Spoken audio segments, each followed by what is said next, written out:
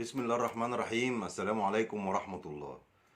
ما تنسوش يا جماعة، فضلا وليس أمرا، دعما للفيديوهات بلايك واشتراك في القناة وشيرنج. في الحقيقة يا جماعة، يعني صحينا كده النهاردة الصبح على خبر حزين جدا جدا. أنا بعتبره من أسوأ قرارات مجلس الإدارة. زي ما احنا وعدناكم، اللي هيخطئ من مجلس الإدارة هنتكلم بكل صراحة، مش هنخاف من حد، مش هنخاف بقى من اللي بيطبل في الغلط أو الصح. لما بيكون في قرارات سليمة بنتكلم، لكن إن احنا نصحى كده الصبح على خبر إقالة أحمد مجدي، وزي ما احنا قلنا لكم إن دي تسريبات، واحنا كنا بنحكي لكم الأخبار اللي عندنا، لكن ما كناش متوقعين يعني إن لازم نسبة الأخبار تبقى يعني صحيحة بنسبة 100% أو السرعة دي. احمد مجدي يا جماعة منذ قليل كتب على صفحته الشخصية: الخير فيما يختاره الله، والخير كل الخير في تدابير الله لنا، وما يختاره الله لنا هو خير لنا، حتى وإن كان عكس رغبتنا، وكل اختيارات الله صالحة، حتى وإن كنا لا نفهم كل أسبابه، وكل من حرم من شيء فهو خير له، فوالله والله لن تجد خيرا من أجمل من اختيارات الله. في الحقيقة يعني تصرف عجيب جدا جدا من مجلس إدارة نادي الزمالك. فأنا هوجه لهم رسالة، وهوجه رسالة للكابتن أحمد مجدي الخلوق المحترم. بس احنا هنسأل مجموعة من التساؤلات. هل الكابتن أحمد مجدي هو اللي خسرنا كاس مصر؟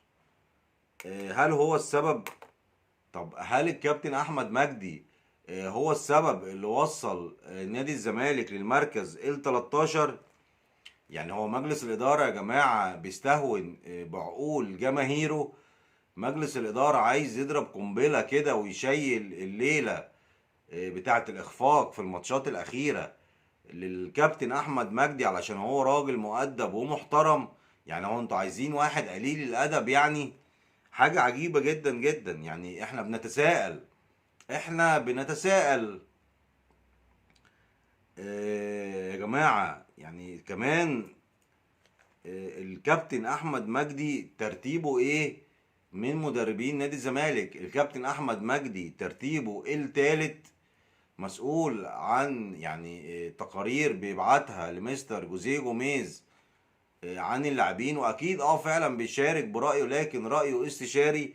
يعني تقدر تقول كده، ولا الكابتن احمد مجدي هو اللي بيحط التشكيل، ولا الكابتن احمد مجدي هو اللي بيحط خطة اللعب، ولا الكابتن احمد مجدي هو اللي بيحط التكتيك الفني للمدير الفني. المدير الفني عنده مساعد برتغالي يجي هو بعديه.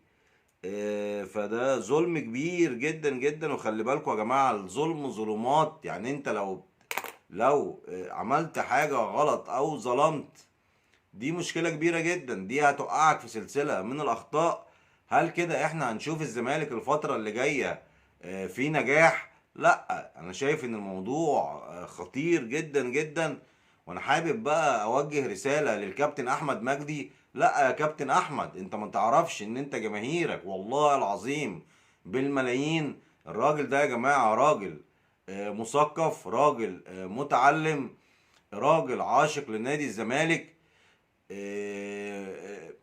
أدى دوره على أكمل وجه، أدى الأدوار المنوطة بيه على أكمل وجه.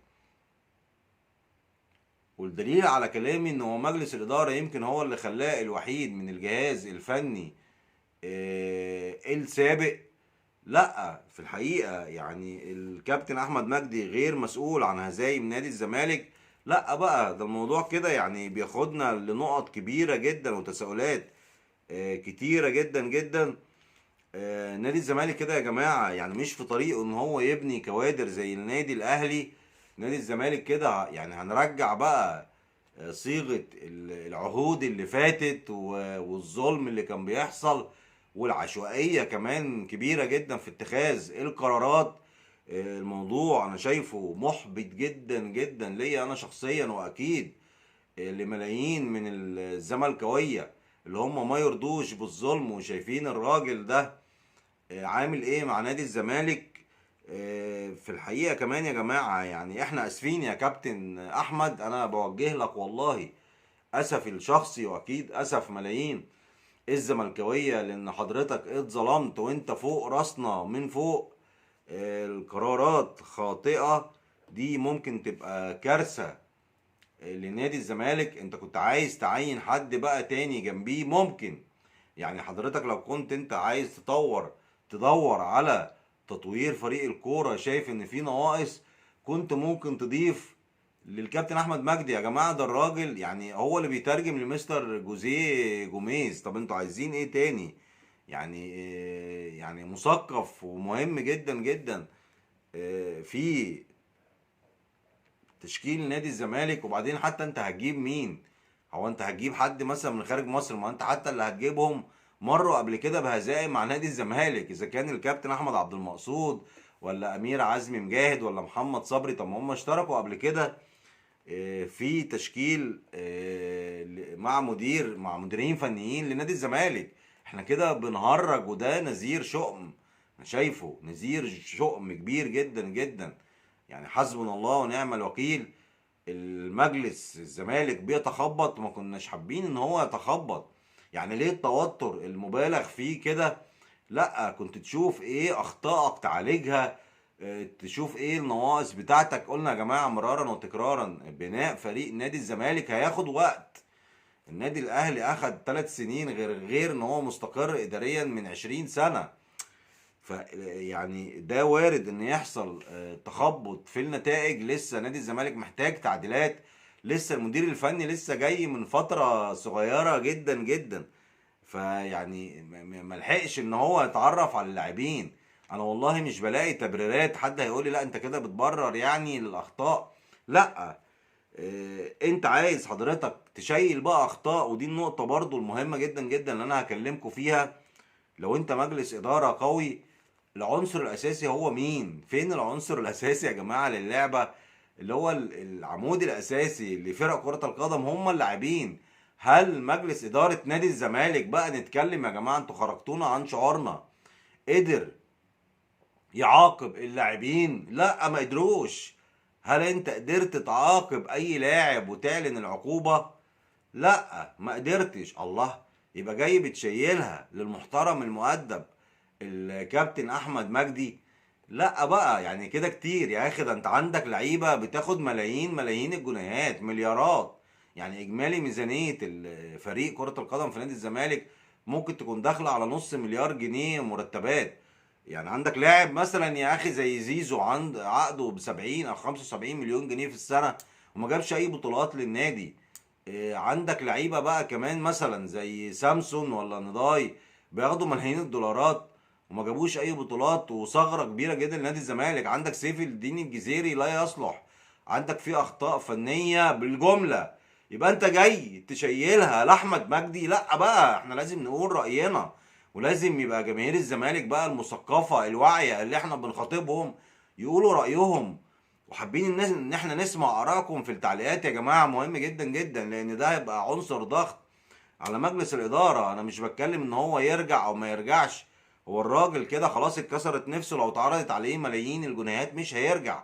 بس احنا بنتكلم على مبدأ العدالة، مبدأ تكافؤ الفرص، مبدأ اللي انت ما تظلمش، ما تعاقب يا عم اللاعبين اللي بياخدوا المليارات دي.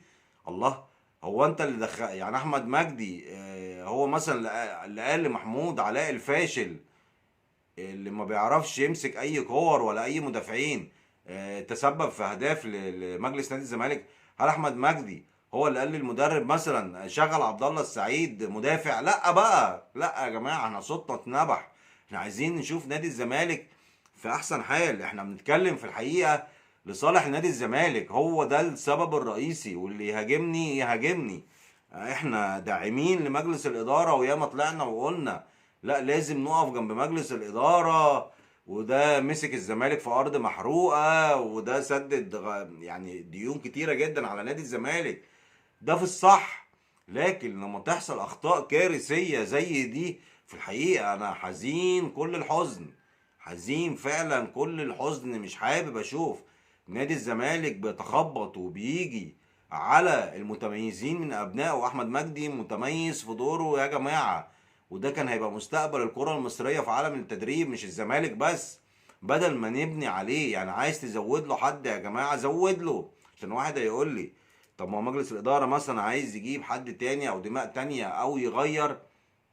لا يا حبيبي، هي الكوره ما بتحسبش كده. الكوره بتحسب هل انت كفء في مكانك؟ ايوه كفء. يبقى انت عايز بقى شايف ان في نقص في الفريق، هات واحد تاني يا اخي عليه. ما انتوا عمالين تصرفوا المليارات في الهوا. احنا كده بنهرج تهريج كبير جدا جدا، وما بنشيلش الليله لاصحابها الحقيقيين. انا زي ما قلت لكم دي فقاعه كده وقنبله، انت عايز يعني تضربها علشان تضحك على عقول الزملكاويه؟ لا طبعا، ما هتلاقوا الاغلب الغالب من الزمالك رافض القرارات الظالمه دي. احنا بنحبك يا احمد يا مجدي، واحنا يا اخي والله كنا متمسكين ببقائك يعني بطريقه كبيره جدا جدا. وان شاء الله ربنا فعلا زي ما حضرتك كتبت كده وقلت ان كل الخير في اللي ربنا بيكتبه. حتى يا جماعه عباراته يعني محببه، وعباراته سلسه وبسيطه، ما طلعش يهاجم رغم ان هو اكيد حاسس ان وقع عليه ظلم كبير جدا جدا، ولا طلع اعترض على اي حاجه. يعني الراجل بيقول خير فيما اختاره الله وما يختاره الله لنا هو خير لنا، حتى لو كان عكس رغبتنا. طبعا عكس رغبته، لان هو شايف ان هو ما قصرش وكل اختيارات الله صالحة حتى ان كنا لا نفهم الاسباب. ما هو اكيد هيتجنن. طب اديني اسباب يا اخي، يعني انت بتمشيني من مكاني او بتقلني، اديني اسباب، اديني اسباب منطقية. هل في اي مشاكل مع اللاعبين؟ عشان كده بقول لكم انتوا عايزين بقى اللي اخلاقه ولسانه طويل وبعدين هترجعوا تشتكوا لا اصل في مشاكل، لا اصل في كذا. والله الراجل ادى دوره. يعني في مدير اداري بقى لو في مشاكل نفسية عند الفريق او يعني اختلافات او مشاكل في اوضه اللبس، هو مش دوره ان هو يحلها. وما ظهرش اصلا في الفتره الاخيره مثل هذه المشاكل، ولا كان متسبب في اي مشاكل. حسبنا الله ونعم الوكيل. لا بجد كده كتير. يعني كده انتوا دي بقى هي الصوره اللي انتوا عمالين تتكلموا عليها، تحسين الصوره الذهنيه.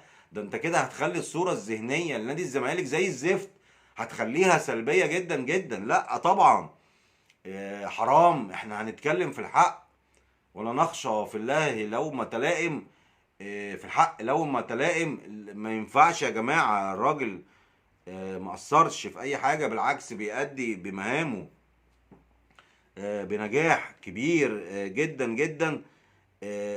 انت عندك مدير اداري مثلا للفريق، لو في قصور عندك مدير فني وعندك كمان مساعد، هو الرجل الثالث ليس مسؤول بالمرة عن اي اخفاق لنادي الزمالك. اسألوه في مجاله.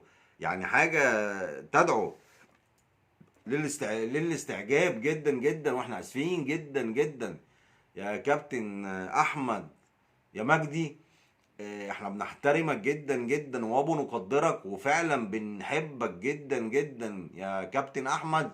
وان شاء الله يا اخي هيبقى الخير ليك احسن بقى. كده نادي الزمالك داخل في دوامه صعبه جدا جدا. انا قلت لكم وافتكروا الكلام ده بتاعي ده كويس. لو مجلس الزمالك لم يعد اتزانه من جديد، واضح ان هو مهزوز جدا في الفتره الاخيره.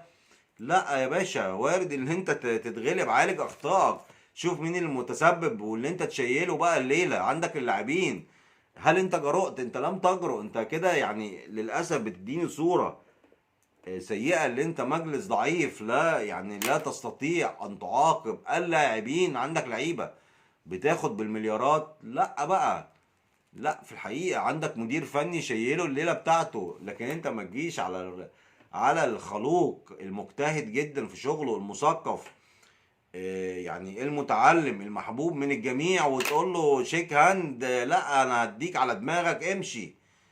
لا مش هقدر اقول يا جماعة اكتر من كده في الحلقة دي، واستنوني في حلقات تانية كتير الفترة اللي جاية، وان شاء الله بعد الفطار كمان ترقبوا حلقة مثيرة جدا جدا. لكن في الحقيقة انا طلعت مخصوص لان انا دمي محروق جدا بتكلم عن الانسان الخلوق الكفء المحترم احمد مجدي. تحياتي لكم والسلام عليكم ورحمة الله.